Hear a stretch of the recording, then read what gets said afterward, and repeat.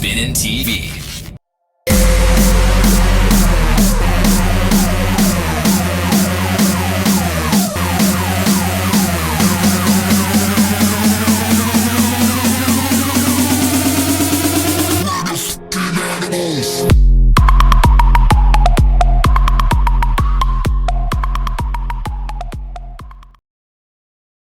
Assalamualaikum warahmatullahi wabarakatuh. Saya Satria Muhammad Reza dari Fakultas Hukum Universitas Ahmad Dahlan dengan nomor induk mahasiswa 19.024.235. Saya di sini ingin menjelaskan tentang beberapa poin mengenai hukum adat.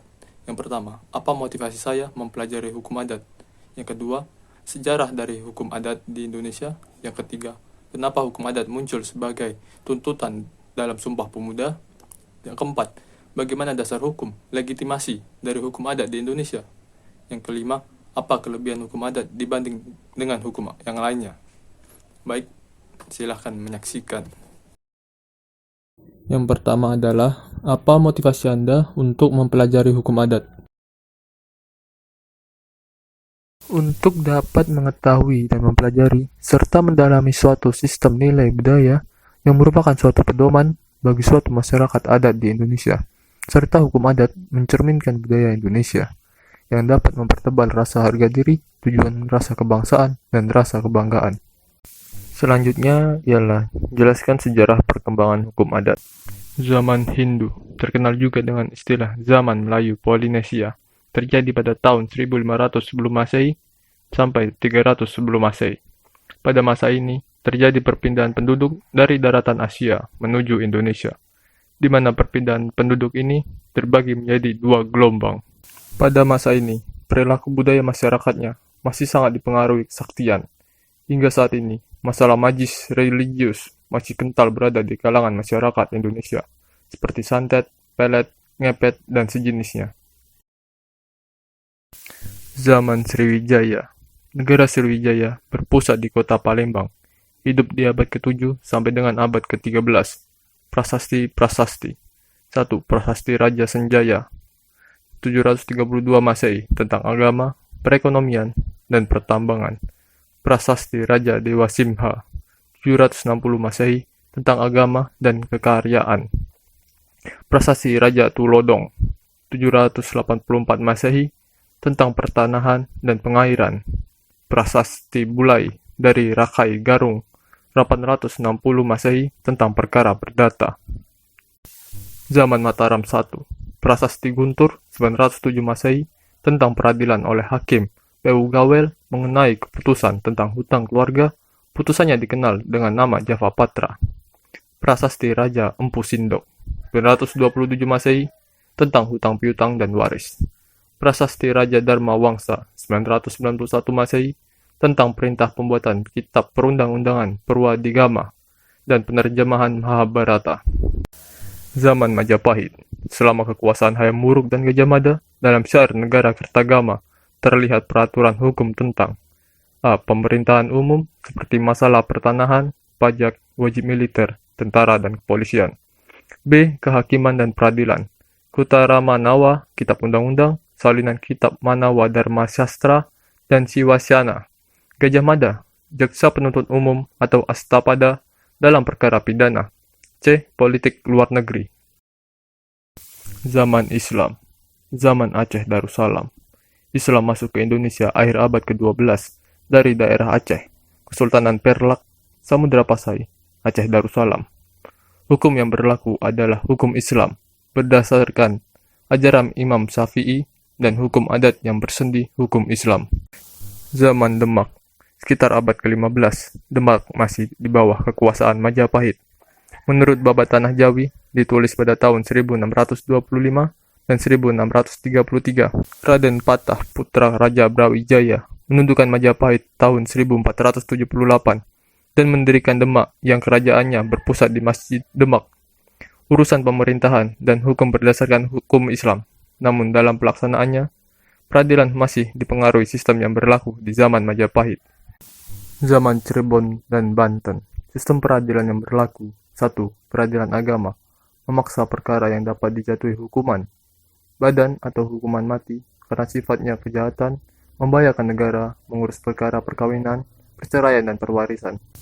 Hukum yang digunakan adalah hukum Islam dan pendapat para ahli agama. Hukum adat pada masa kolonialisme Belanda. Bahkan pada zaman VOC, pada saat itu VOC mencampuri urusan orang-orang Bumi Putra. Perkembangan hukum adat juga dapat didukung dengan adanya berbagai penyelidikan dan pengkajian hukum adat yang dilakukan oleh para ahli seperti Marsden, Mutinghe, Raffles, Crawford, Van Hogendorp, dan Jan Christian Baud. Kedudukan hukum adat pada masa pemerintahan Jepang. Hukum adat pada masa pemerintahan Jepang berlaku hukum militer, sedangkan hukum perundangan dan hukum adat tidak mendapat perhatian pada saat itu. Hukum adat pada masa kemerdekaan. Setelah Indonesia merdeka, keberadaan hukum adat masih dipertanyakan, terutama berkisar membuka hukum adat itu untuk membawa bangsa ke arah yang kemajuan. Mengenai hal ini, ada pendapat yang saling bertentangan. Apakah yang harus kita utamakan untuk bangsa ini? Apakah kita mengutamakan kemajuan bidang ekonomi atau mengutamakan rasa kebanggaan terhadap rasa nasionalisme? Hukum adat pada masa Orde Baru. Pada masa Orde Baru, yang menjadi prioritas adalah pembangunan sektor ekonomi. Rule of law yang dijalankan namun dengan satu tujuan, yaitu untuk peningkatan ekonomi semata-mata. Prinsip yang berkembang adalah ekonomi Indonesia tidak akan bangkit tanpa bantuan asing. Asing tidak akan mau menanamkan modal di Indonesia jika tidak dijamin oleh sektor hukum. Akibatnya, hukum harus benar-benar dijalankan, sehingga muncul istilah tool of social engineering. Hukum adat pasca reformasi. Pada saat itu, diadakan seminar hukum nasional ke-7 di Jakarta pada tanggal 12-15 Oktober 1999. Adapun tema yang sentral dalam seminar ini adalah reformasi hukum menuju masyarakat madani. Maksud dan tujuan diselenggarakannya seminar ini adalah untuk menampung berbagai pemikiran dalam usaha pembangunan hukum nasional dalam memasuki era baru menuju masyarakat madani. Yang ketiga, kenapa hukum adat muncul sebagai tuntutan Sumpah Pemuda? Pilihan hukum adat untuk dijadikan alat pemersatu yang diputuskan dalam Kongres Pemuda tahun 1928 bukan tidak beralasan. Pengalaman sejarah penjajahan bangsa ini diperkuat dengan pemberlakuan sistem hukum kolonial. Inilah salah satu alasan mengapa hukum adat menjadi bagian yang penting yang muncul sebagai isu yang dibahas dalam Kongres itu. Upaya pemerintah Belanda untuk memberlakukan hukum kolonial di wilayah jajahannya dirasakan pemuda sebagai gerakan kolonialisme yang tidak hanya menjadi alat eksplorasi dan eksploitasi sumber daya alam dan manusia, tetapi lebih jauh akan menghancurkan sendi-sendi ekonomi, kebudayaan, dan peradaban bangsa. Salah satunya adalah dengan tujuan untuk membuka peluang yang lebar bagi masuknya modal swasta Eropa ke wilayah jajahan. Di samping itu, untuk menekan berbagai pergerakan rakyat yang memperjuangkan kemerdekaan negerinya melalui hukum pidana yang represif. Kesadaran akan hal itu menyebabkan pemuda dalam kongresnya tahun 1928 memasukkan isu hukum adat sebagai isu penting dan menjadi dasar bagi terbentuknya Persatuan Indonesia. Masyarakat Indonesia yang plural tak mungkin dapat dihimpun dalam satu kekuatan tanpa diikat secara normatif dalam satu ikatan hukum yang berlaku untuk semua, omni yang disebut dengan hukum adat. Dasar legitimasi hukum adat di Indonesia. Legitimasi hukum adat terdapat dalam pasal 131 IS dan pasal 75 Lama RR. Adapun perbedaan dari kedua pasal tersebut antara lain: 1. Hukum adat dirumuskan secara berbeda dalam kedua pasal tersebut. 2. Pasal 75 RR ditujukan kepada hakim, sedangkan 131 IS ditujukan kepada pembuat UU. Yang ketiga, pasal 75 Lama RR tidak ada kemungkinan bagi BP untuk menundukkan diri pada hukum baru, sedangkan 131 IS ada kemungkinan untuk itu. Yang keempat, pasal 75 Lama RR memuat ketentuan tentang pembatasan terhadap berlakunya hukum adat, yaitu hukum adat tidak diberlakukan jika bertentangan dengan asas-asas keadilan. Pasal 131 dan 134 IS hanya berlaku bagi hakim lender, sedangkan bagi hakim peradilan adat Dasar hukumnya adalah pasal 3 STB nomor 80 tahun 1932 bagi daerah yang langsung dikuasai oleh Belanda yang di luar Jawa dan Madura. Selanjutnya dalam Undang-Undang Darurat nomor 1 tahun 1951 dan Undang-Undang nomor 5 tahun 1960 tentang tindak sementara untuk menyelenggarakan satuan susunan kekuasaan dan acara pengadilan sipil. Pasal 1 ayat 2 Undang-Undang Darurat nomor 1 tahun 1951 secara berangsur-angsuran ditentukan oleh Menteri Kehakiman dihapus.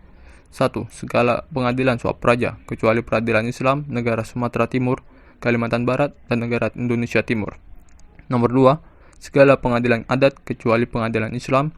Pasal 1 ayat 3 Undang-Undang Darurat nomor 1 tahun 1951 Hakim Desa tetap dipertahankan. Selanjutnya, dalam UU nomor 31 tahun 2004 tentang perikanan. Pasal 2 ayat 4 UU PA, pengaturan tentang pelimpahan wewenang kembali kepada masyarakat hukum adat untuk melaksanakan hak menguasai tanah. Sehingga masyarakat hukum adat merupakan aparat pelaksana dari hak menguasai negara atas untuk mengelola tanah-tanah yang ada di wilayahnya. Dalam ketentuan UU nomor 22 tahun 2001 tentang minyak dan gas bumi, Undang-Undang Pokok Kehutanan menegaskan bahwa pelaksanaan hak-hak masyarakat adat, hukum adat, dan anggotanya, serta hak-hak perseorangan untuk mendapatkan manfaat dari hutan secara langsung atau tidak langsung didasarkan pada suatu peraturan yang demi tercapainya suatu tujuan yang dimaksud oleh undang-undang ini. Apa kelebihan hukum adat dibanding dengan hukum yang lainnya? Hukum adat memiliki sifat yang fleksibel dan tidak kaku, yang dapat menyesuaikan dengan perkembangan zaman. Serta, hukum adat memiliki sifat responsif dan sesuai dengan rasa keadilan, yang pada intinya, hukum adat dapat menyesuaikan diri di tengah munculnya hukum nasional. Mungkin cukup sekian video dari saya. Maaf bila ada salah kata dan makna dari video saya. Dan terima kasih.